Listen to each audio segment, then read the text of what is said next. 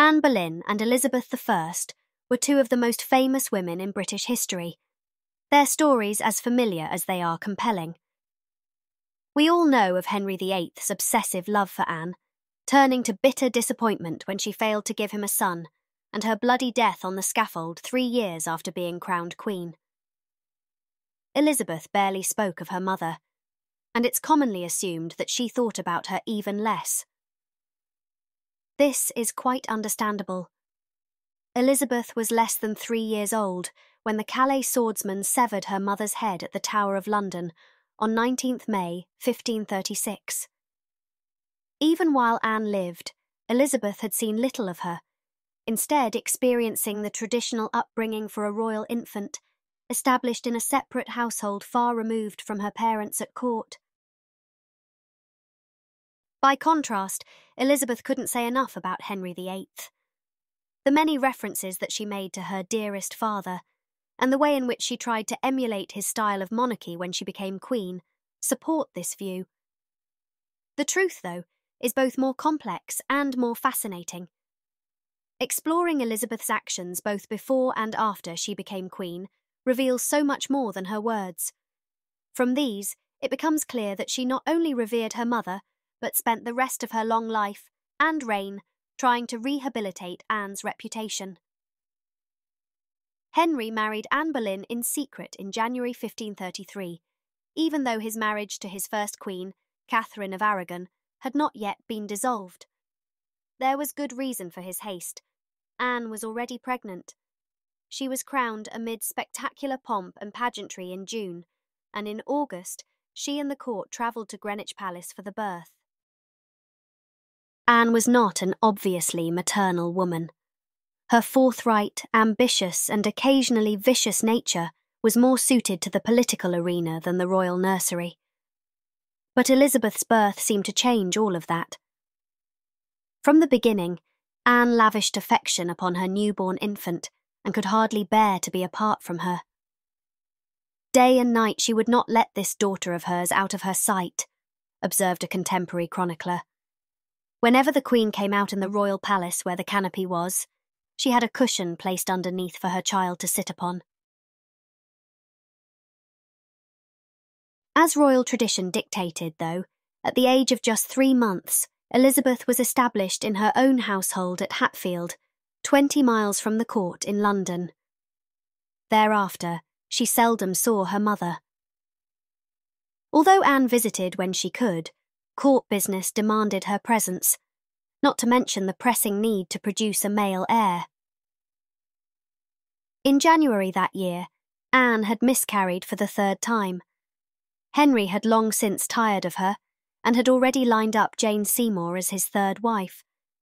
It was down to his ruthlessly efficient Chief Minister Thomas Cromwell to rid him of his 2nd.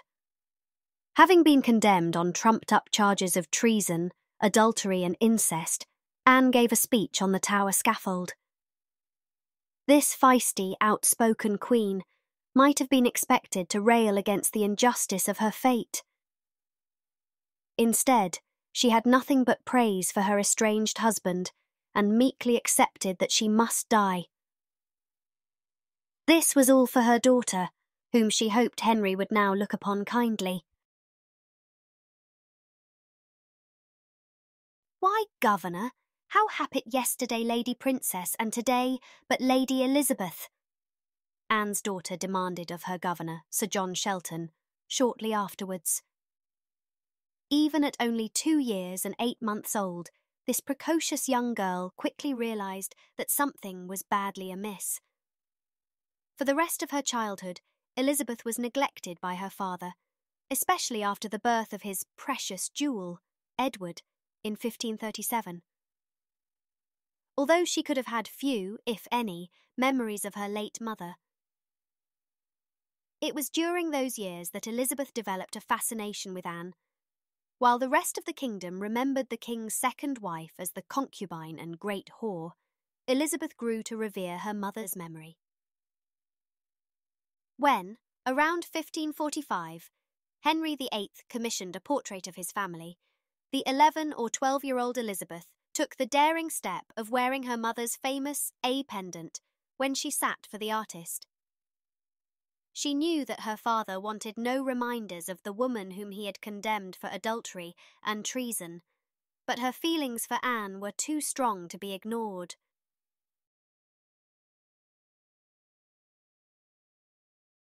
This small act of rebellion was one of the earliest illustrations that, when it came to her mother, Elizabeth's actions spoke louder than her words.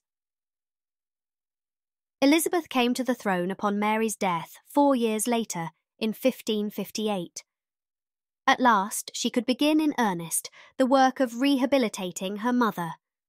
But, given that her Catholic subjects viewed her as an illegitimate heretic, she still had to be discreet about it. She chose not to have Anne's remains moved from the Tower Chapel to a more fitting place of royal burial, knowing that this would court controversy, literally digging up a past that was best forgotten. Neither did she have the dissolution of her parents' marriage overturned, or challenge her mother's conviction. When it came to her coronation, though, Elizabeth pulled out all the stops. This lavish spectacle was closely modelled on her mother's, and Anne was very much in evidence throughout. One of the pageants lining the processional route was entitled The Uniting of the Two Houses of Lancaster and York. On each level were large statues of Elizabeth's ancestors, Henry VII and Elizabeth of York on the lowest tier, Henry VIII and Anne Boleyn on the middle, and Elizabeth seated in majesty at the top. This was the first time in more than 20 years that Anne had been publicly and positively represented. Her falcon badge was proudly displayed throughout the procession too, and Elizabeth decorated her palaces and possessions with the same emblem. The new queen also found more practical ways to honour her late mother. In appointing the men and women who would serve her, she prioritised her Boleyn relatives. This was particularly apparent in her private household, where almost all of the most prized positions went to her maternal relatives and supporters. The Careys, descendants of Anne Boleyn's sister Mary, were especially prominent. Foremost among them was Lady Catherine Knollys. Catherine was the daughter of Mary Boleyn, and was, therefore, Elizabeth's first cousin. Whenever one of Elizabeth's Boleyn relatives died in service, she replaced them with their sons or daughters, so she was surrounded by Boleyns throughout her 44-year reign. She also favoured those families who had supported her late mother. Sir Henry Norris, son of the courtier of the same name, who had been condemned for adultery with Anne, and who had defended her on the scaffold, enjoyed a host of prestigious honours and promotions. He was created Baron Norris of Rycote, and made English ambassador to France. Elizabeth made it clear that Norris enjoyed her favour as a direct result of their connection to her mother. She told Sir Henry Norris that his father had died in a noble cause and in justification of her mother's innocence.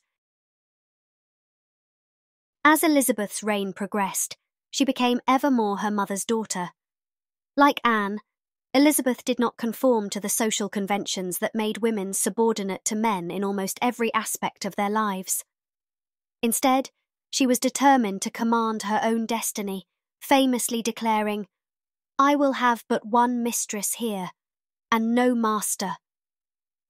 It might be stretching the point to claim that Elizabeth chose to be a virgin queen because she had been psychologically damaged by her mother's execution on the orders of her father, but Anne's tragic fate had certainly made her alive to the dangers inherent in royal marriage. On 24th March 1603, Elizabeth died. Her story had started with the Boleyns, and it ended with them too. The Boleyn coat of arms was proudly displayed throughout Elizabeth's funeral procession on 28th April. Later, Anne's falcon badge was added to her daughter's magnificent tomb in Westminster Abbey.